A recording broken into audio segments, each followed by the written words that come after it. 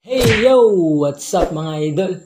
It's me Rims again at welcome back again sa aking YouTube channel. So, namiss ko po kayo.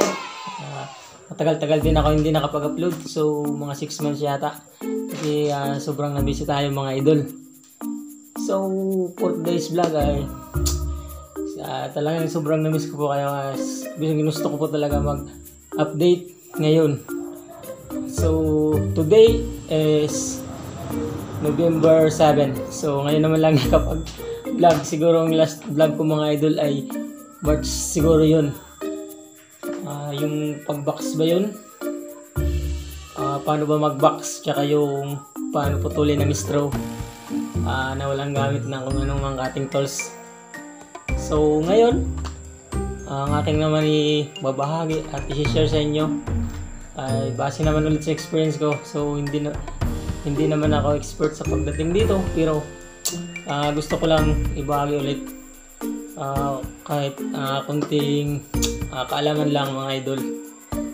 So ngayon, ang ituturo ko po ay yung aking trabaho ngayon. So ako po ay isang chigger ng isang enterprises. So ang ituturo ko po ay ano ba ang trabaho ng isang chigger. Tsaka paano ba mag-check ng mga delivered item sa isang tindahan, sa isang enterprises, na kung saan ang mga item ay halos mga kagamitan. Sakop na dyan yung appliances, yung clothes, yung mga damit, yung school supply, yung sa sanitary line, yung mga pangligo sa hygiene, yung sa kusina, plasticware, kitchenware, yung mga baso, glassware, ganun. So paano ba mag-check nyan mga idol? So bago ko simulan, quick intro muna tayo.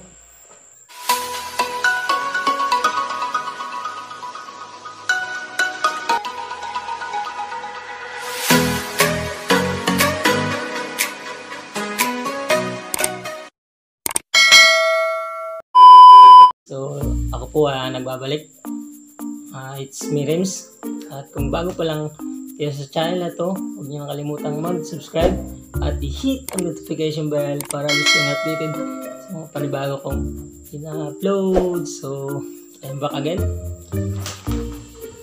Ibabahagi ko na paano ba mag-check ng isang chigger ng isang enterprises, yung mga delivered item. Hindi muna. Ano ba ang trabaho ng isang chigger? Ang trabaho ng isang chigger ay taga-check ng pumapasok at lumalabas na item sa inyong store, sa inyong enterprises. Yun po yung trabaho. Taga-check lang po. Pumapasok at lumalabas na item sa inyong store. So ganun po ang trabaho ng isang chigger. Yun po yung trabaho ko. So, hindi naman ako expert sa pagdating dito, pero base naman sa karanasan ko is madali na lang. Sa una lang kasi mahirap mga idol. Mga pangapa ka talaga pag sa una. So, kung nasanay ka na, basic na lang yun sa'yo. So, ito, ibabahagi ko na. Paano ba mag-check ang isang chigger ng isang enterprises? So, ganito. 5 siya, 5. Lima yung uri ng pag-check isang chigger sa isang enterprises. So, yung una ay check the description. So, halimbawa, yung item ay drawer. So, yung item na dumating ay drawer. So, ibig sabihin, yun po yung description. Check the description. Drawer po yung description. So, sakop din po pala ng isang enterprises yung mga drawer, table, yun. Sakop din po yun, mga gamitan po. Yun po yung sakop ng isang enterprises. Halos gamitan po. Sa bahay, sa loob at labas, mga kagamitan po. So, yung description po ay drawer, halimbawa lang po, yun. Number 1 is check the description. So yung description ay drawer, halimbawa lang yun. So pangalawa, check the stock number. So ibig sabihin ng stock number, yun po yung code ng description, which is the drawer, halimbawa lang po yun. So halimbawa, yung code or stock number ng drawer ay 2009-5L.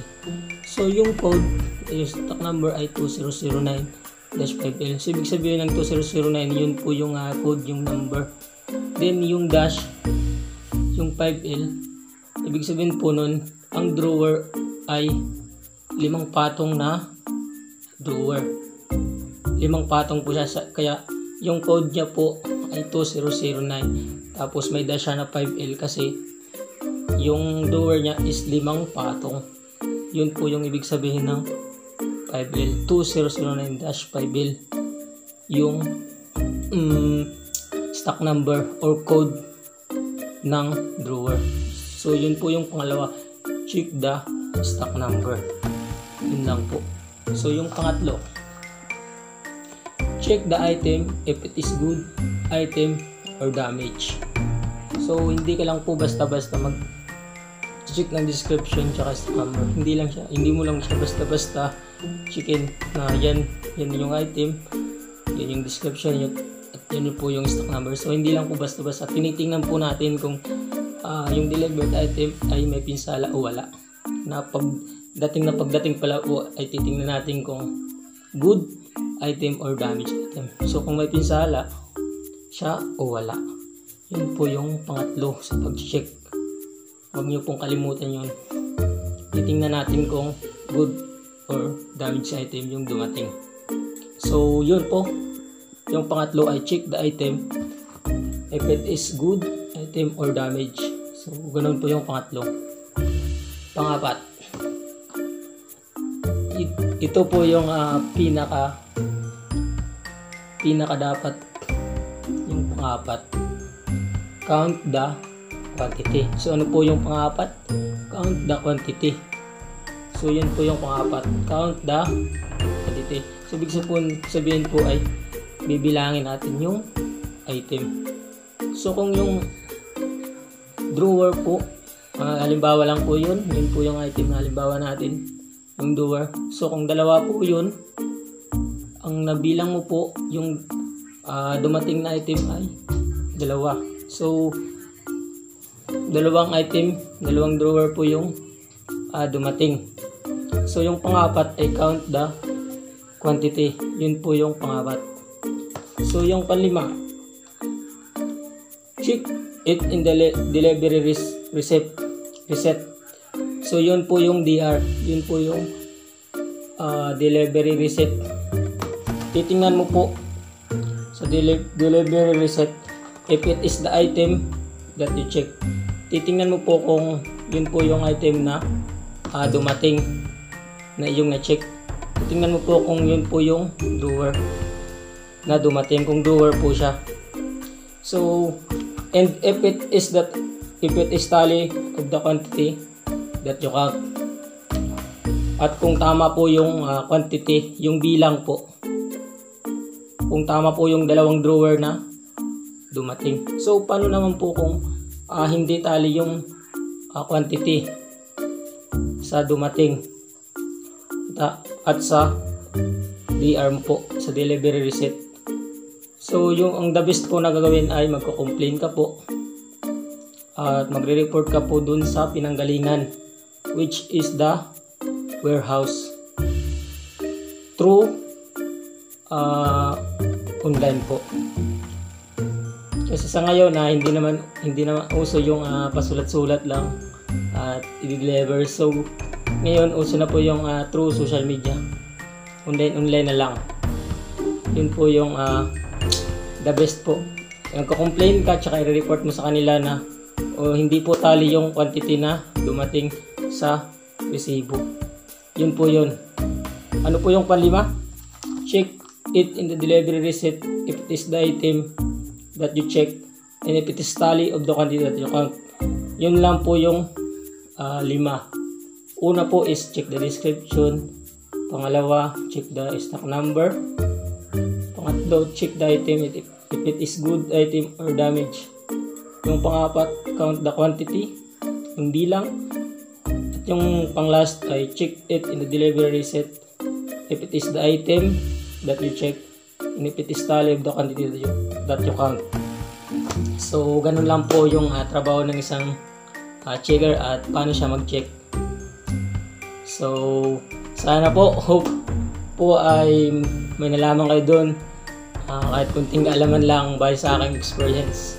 Hindi naman ako expert sa pagdating po sa pag-check. So, sinishare ko lang po to base sa aking experience. So, hanggang dito na lang mga idol. Sobrang na-miss ko kayo. At kung bago pa lang kayo sa channel na to, huwag nyo nang kalimutang mag-subscribe at hit ang notification bell para always kayong updated sa aking mga panibagong ina-upload. So, babay na muna mga idol. Hanggang sa susunod ko ding upload. Susunod kong update. Diyos mabalos.